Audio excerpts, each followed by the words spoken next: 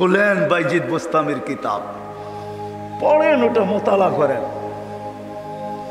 ওটা রাত্র পার হয়ে যাবে যেদিন বাইজিদ বোস্তামি 5 লক্ষ খ্রিস্টান পাদ্রী যার হাতে মুসলমান হয়েছিল, 5 লক্ষ এক বৈঠকে। স্বপ্নে দেখা হয়েছিল, সমস্ত পাদ্রীদের মিলন মেলা ছিল। স্বপ্নে আল্লাহ দেখাইছিলেন যে বাইজিদ আজকে এদের পোশাক পরা ভিতরে ঢুকা যা, আমি কিছু করতে চাইতেছি। একবার, দুইবার, 3বার স্বপ্নে দেখছেন। তারপরে ভাবছেন যে ওই পোশাক পরবো তো পরবো কি করে। তা আল্লাহ বলছে বাইজিদ পরানে হেফাজত করবো তো আমিই করব। যা পর। ওদের পোশাক পরা ভিতরে ঢুকা গেছে। সবচেয়ে বড় পাদ্রী যখন স্টেজে বসছে তো তার চৌকি, তার চেয়ার হেলতে শুরু করছে, মুখ বন্ধ হয়ে গেছে। তো বাইজিদের সমস্ত পাদ্রীরা বলছে আপনি আমাদের পোপ, আপনি আমাদের বড়, আপনার থেকে আমরা জ্ঞান পাই, আমাদের ভিতর আলোকিত হয়, আপনি মুখ দিয়া কথা খোলেন না কেন, বলেন না কেন। তো পাদ্রী বলতেছে বলবো তো বলবো কি করে, এখানে একজন মোহাম্মদী আছে। বলবো তো বলবো কি করে, এখানে একজন মোহাম্মদী বসে আছে, যার কারণে আমার চেয়ার হেলতেছে, আমার মুখ বন্ধ হয়ে আসতেছে। সমস্ত পাদ্রীরা বলছে দেখা দেন, গর্দান উড়াইয়া দিব এক্ষণ। বলছে না, জুলুম আসছে বিদায় এটা কোনো দোষণীয় না, এই জন্য গর্দান উড়াইয়া দিবে এটা হয় না। আমি একে পরীক্ষা করব, যদি এ পাশ করে তাহলে ছেড়া দিব, আর যদি পাশ না করে তাহলে আর গর্দান উড়াইয়া দিব। 62টা প্রশ্ন করছিলেন। 62টা কয়টা? কয়টা? কয়টা? 62টা বলার সময় আমার কাছে নাই, একটা বুঝলাম 62টার ভিতরে। বলছিল কুকুর ঘেউ ঘেউর ভিতরে কি বলে। 62টা যখন পুরা বলা দিছেন তো জিজ্ঞাসা করছে আমি সত্য বলছি। তো পাদ্রী বলতেছিল সাদাক্তা, তুই সত্য বলছ। বলে তুমি 62টি প্রশ্ন করছো, আমি একটার জবাব, প্রত্যেকটার জবাব দিছি, আমি তোমাকে একটা প্রশ্ন করব, জবাব দিবে? বলে পড়ো, পড়ো প্রশ্ন। বলে আকাশ আর জান্নাতের চাবি কি? আকাশ আর জান্নাতের চাবি কি? বড় পাদ্রী চুপ হয়ে বসে গেছে। 5 লক্ষ পাদ্রী ধরছে যে 62টার জবাব দিছে, আপনি একটার জবাব দিবেন না, তো দিবেন না কেন? বলছে আমি জবাব জানি, দিলে তোমরা আমাকে মানবে না, মানবে এটা আগে বলো। বলছে অবশ্যই আপনি আমাদের বড় পোপ, যা বলবেন আজকে তাই মানবো। বলে জান্নাত আর আকাশের চাবি হইল লা ইলাহা ইল্লাল্লাহ মুহাম্মাদুর রাসূলুল্লাহ। 5 লক্ষ একবারে মুসলমান হয়েছে ওই বাইজিদ বোস্তামি রহমতুল্লাহ আলাইহি। হায় হায়, আবু হানিফার জানাজা দেখা 90,000 খ্রিস্টান মুসলমান হয়েছে। জানাজা দেখা, মুর্দা দেখা। ইমাম তাইমিয়ার জানাজা দেখা 50,000 খ্রিস্টান মুসলমান হয়েছে। আহমদ ইবনে হাম্বল রহমতুল্লাহ আলাইহি জানাজা দেখা 60,000 খ্রিস্টান মুসলমান হয়েছে। শুধু শুধু আহমদ ইবনে হাম্বল রহমতুল্লাহ আলাইহি বলেন নাই আমাদের জানাজা আমাদের সততার প্রমাণ। আমাদের সততার প্রমাণ হলো যে আমরা যে সত্য, এটার প্রমাণ হলো আমাদের জানাজা। 60,000 খ্রিস্টান মুসলমান হয়েছে মুর্দা দেখা। জিন্দা অবস্থায় কতটি হয়েছে আল্লাহ জানে। তো যেটা আমি বুঝাইতেছিলাম ওইখানে আছে কুকুর কি বলে বলো। প্রথম শুরু করছে 1 বলো যেটার 2 নাই, 2 বলো যেটার 3 নাই, 3 বলো যেটার 4 নাই, 4 বলো যেটার 5 নাই, 5 বলো যেটা 6 নাই, 6 বলো যেটা 7 নাই। এরকম 62টা প্রশ্ন করছেন। 62টা প্রশ্নের জবাব দিয়েছেন বাইজিদ বুস্তামি রহমতুল্লাহ আলাইহি। আর বাইজিদ এমনি হয় নাই। ওনার আব্বা ছিলেন না। কাহিনী আমি অন্যদিকে চলে যাব। আমরা তো ছেলে পেলেকে বানাইতে চাই না, মাও আজকে বানাইতে চায় না, বাপও বানাইতে চায় না। আমরা বানাইতে চাই দুনিয়ার এডুকেটেড। রাগ হয় না, পায়ে হাত পড়ি। আপনি সাধারণ শিক্ষায় শিক্ষিত করতে চান, ঠিক না? জেনারেল শিক্ষার মানে কি? ডিকশনারিতে কি লেখা আছে জেনারেলের অর্থ বলো?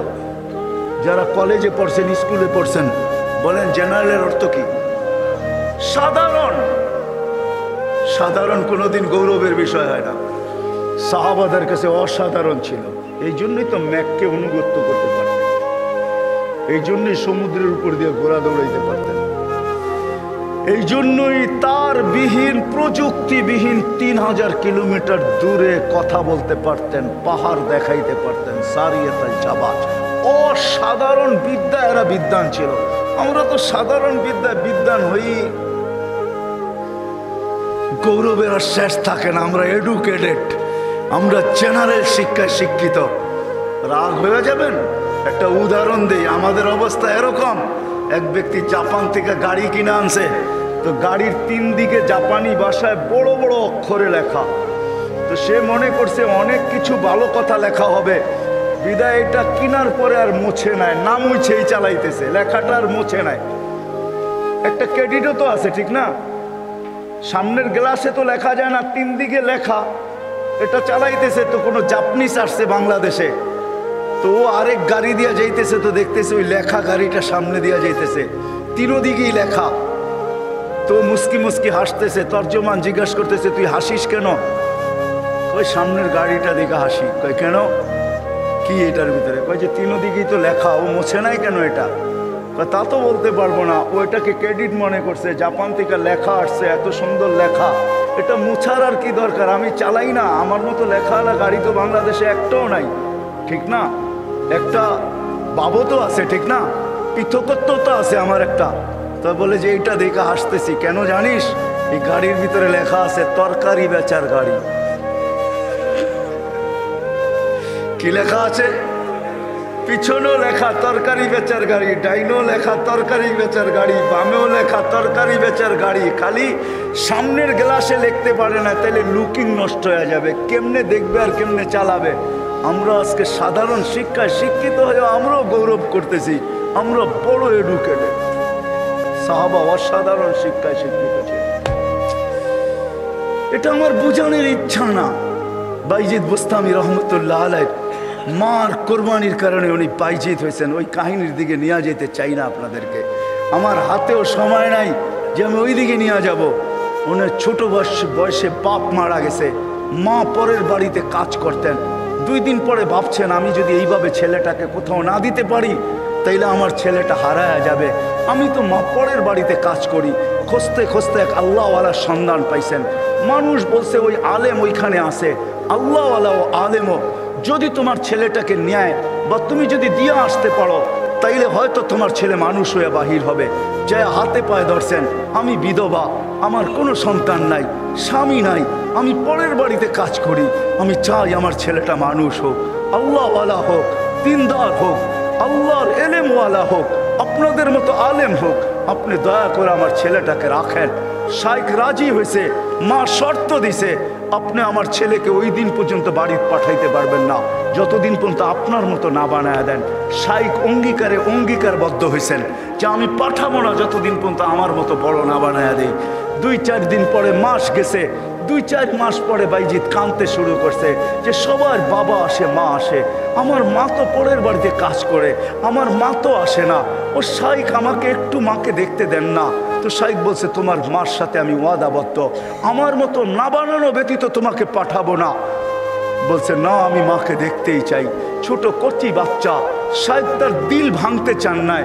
একদিকে ছুটি না দিলে বাচ্চার দিল ভেঙে যায়, যেটা মেড ইন আল্লাহ। আরেকদিকে ছুটি দিলে মার অঙ্গীকার ভেঙে যায়। শাইখ তখন বলছেন, বেটা ছুটি দিতে পারি, এতগুলো সবক যদি তুই আজকে আমাকে শুনাইতে পারিস, কোরআনের এতটুকু যদি মুখস্থ শুনাইতে পারিস। বাইজিদ বুস্তামি কোরআন নিছেন, হাত উঠায় দিছেন, মালিক মাকেই তো দেখতে যাব, কোরআন তো দিলের ভেতরে তুই জমায়া দিবি, তুই না দিলে তো আমি মুখস্থ করতে পারবো না। চোখের পানি, কচির ঠোঁটের পানি ছেড়া দিয়া বাইজিদ যখন হাত তুলছেন, পৃষ্ঠা উল্টাইতে ছিল কথা। কোরআন যেন ভিতরে যেরকম আমরা আমাদের মোবাইলের ভিতরে নেই, ব্লুটুথের মাধ্যমে, শেয়ার হিটের মাধ্যমে, হোয়াটসঅ্যাপের মাধ্যমে সে পৃষ্ঠা উল্টাইতে ছিল, কোরআন তার ভিতরে কাঁদতে ছিল। যতটুক সবক শাইখ দিছে এর চেয়ে বেশি যায় বলছে শাইখ রেডি হয়ে গেছে। বলছে তুমি এটা মুখস্থ করলা, তো করলা কি কইরা? মুচকি হাসি দিয়া বলছে, শাইখ কালাম যার সে বসায় দিছে।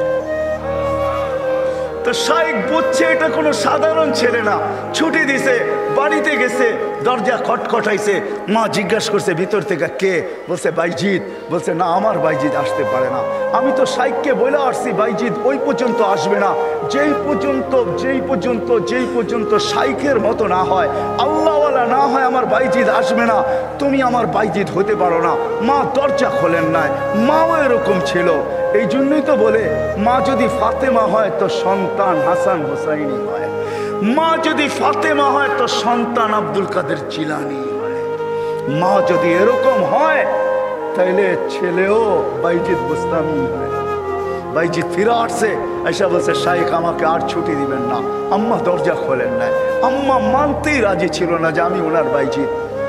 একাধারে যখন 1 বছর 2 বছর 12 বছর কেটে গেছে, তার পড়া কমপ্লিট হয়ে গেছে। 18 বছর বয়সে যখন শাইখ বাইজিৎ বুস্তামি উপনীত হয়েছেন, পড়া কমপ্লিট, রাত্রে তাহাজ্জুদ পড়তেছেন, সেজদায় যখন কাঁদতেছেন, পড়া কাঁদতেছে, শাইখ ঘুমাইতেছে, আল্লাহ রসুল স্বপ্নে আসছেন। আর আয়েশা বলতেছে ওঠো বাইজিৎকের কাছে যাও, তোমার মাথার পাগড়ি বাইজিৎকে পড়াও, আমরা বেলায়েতের পাগড়ি বাইজিৎকে আজকে পড়াইতে চাই। বাইজিৎকে বলো সে যেন কাজ যায় শুরু করে। কমপ্লিট হয়ে গেছে, যাও। তার মা তার জন্য অপেক্ষা করতেছে। বৃদ্ধ হয়ে গেছে, কোন দিন দুনিয়ার থেকে চলে যায়। বাইজিদের মাথায় বেলায়েতের পাগড়ি আমি তোমার মাথায় পড়াইলাম, তুমি বাইজিদ উস্তাদ হিসাবে বাইজিদের মাথায় পড়ায় দাও। যা দেখে বাইজিদ রহমতুল্লাহ আলাইহি সেজদায় পড়ে কাঁদতেছেন। উঠাইছে ওস্তাদ, বেটা ওঠ, হয়ে গেছে কাম। কি হয়ে গেছে? আল্লাহর রসুল পাগড়ি আমাকে পড়ায়া দিয়ে গেছে, বলছে তোকে পড়ায়া দিতে। বেলায়েতের দরজায় আল্লাহ তোকে পৌঁছায় দিছে, হুকুম আসছে যা মার পায়ে যা, আর কালকের থেকে কাজ শুরু কর। ওই দিন যে যখন দরজা খটখটাইছে, মা খুইলা জড়ায়া ধরছেন। আর খুইলা জড়ায়া ধরেন নাই, শুধু পানির গ্লাসের কথা আমরা শুনি, এটা তো কোনোদিন বাস্তবটা শুনি না।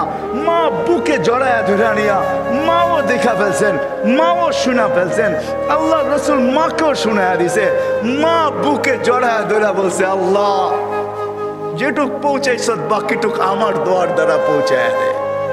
ওই দিন থেকে বাপ বাইজিৎ অলিকুল শিরোমণি হয়ে গেছে। মা হাত তুলছেন।